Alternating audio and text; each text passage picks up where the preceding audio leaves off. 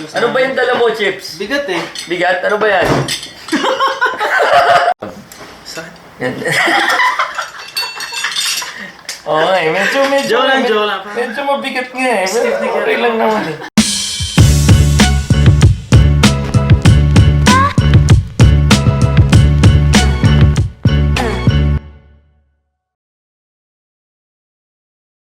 Kwento mo naman yung nangyari sa UPeeps. Like, paano So yun, nag-start siya dumating sa nasan siya ngayon? nag-start kami 2014 kasi gusto ko din talaga mag-Worlds na parang, tara, Worlds tayo, ganyan-ganyan. Kasi, So, pang ilang kayo na 2012? Gusto lang natin sabihin. Hindi pa kami sumasali nun. Yun The Hindi. Project 2012. Oo, 2012 nga. 29th kami, tapos naging 19. Tumalong kami ng 10 spots. 19 place. Nice! Galing! Nakaganon pa ako. Congrats, pre, ah. Tinawag kami para sa semis, gumagano pa ako sa'yo. Oo nga, naalala ko yan. Nakatayo pa tayo pareho. Naalala ko yun. Mami, oh! Naalala ko yun. Mo, champion na eh, no? Naalala ko yun. Hype, eh. Tuturo kayo sa akin. Nagkaturo tayong dalawa. Let's go! Wala Kasi yun. yung finals, wala nanood na kami. So, ayun. 2014, nag-recruit kami ng mga tropa, puro tropa. Maraming tiga-CADS ang sumama, mga estudyante namin. And ayun, nag-land kami ng 11th place, tapos 7th place nung semis. 6 lang kinuha, 0.03 difference. So, lahat ng mga 2014 members ko, alam nila yung 0.03 joke na joke. yan. Kasi, di umabot eh. Oo. Alam mo yun? 6 kinuha. 6 yun. So yun, after nun, nag-compete ulit kami sa WSB 2015. Okay. Monster crew kami nun. Tapos yun, nanalo na kami doon. Yeah. After nun, parang sabi ko, meron tayong unfinished business, ganyan. Sumali na kaming HHI 2016. Oh, tapos ang naging base ng pyesa na to, yung WSB, WSB, diba? second half, ganyan, tinatala yung kalahati. Tapos yun, tapos nanalo kami na nung regionals muna, regionals. Oo. Tapos parang, hindi syempre, hype na hype yung mga tao. Alam nila yung history. Actually, hindi na alam. May idea lang sila. So, misinformed history sila ngayon. Nilinaw na natin. Oo, nilinaw na natin. Yeah. Kami talaga yung magkaaway nun. Oo. Hindi sila at kami. Tapos nalala kami nationals sa Vegas daw. Ganun. Tapos, ayun, nag-champion din kami nun. Asan nyo? Nandiyan ba yun? Ito yata. Ito yun. Yan, ito yun. 2016. Yan.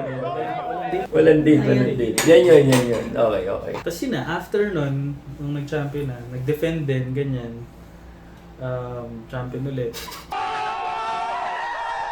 Tapos, eventually, gumawa na rin ako ng mga bata. Oo. Mga bata. Gumawa ako ng mga baby team, ganyan. Oo. Tapos doon na nag-start yung Lil Peach sa World of Dance.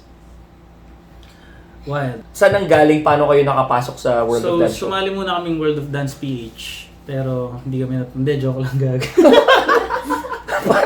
Hindi. Kaya nga parang ako. Joke lang. Hindi ko alam yun. So yun, dapat yung adult team namin yun actually. Kaso, nakita nila yung mga bata.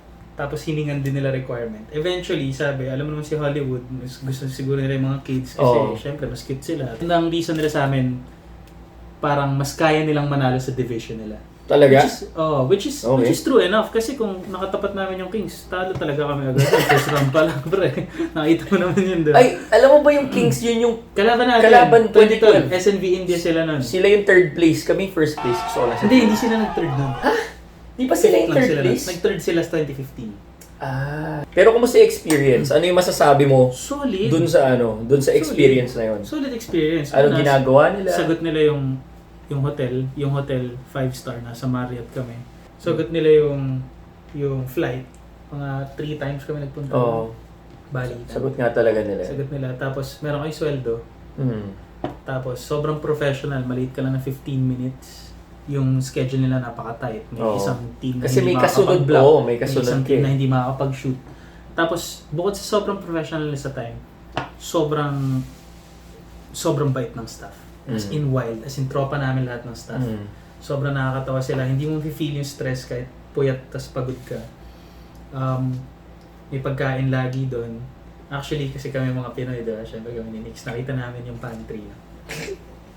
Ang daming pagkain. May mga cereal, gatas, Ganon mga nga. chips. Mga instant noodles, di ba? Instant Sobrang noodles. dami. So, one time, nung napansin namin, uy, dami namin inuuwi. Ganun. Ginawa rin namin yan, Brad. The next day, May notice. wala ng chips. Ah. Tinago na nila. Kami ginawa namin yan sa AGT. Yung mga The Republic, pinagkukuha nila, inuwi nila sa kwarto. The next day may notice. Parang don't take it home please. Ganon. Nahuli na nila kami. Discreet lang sila, tinago. Solid. Ayun, tapos, saan kayo umabot?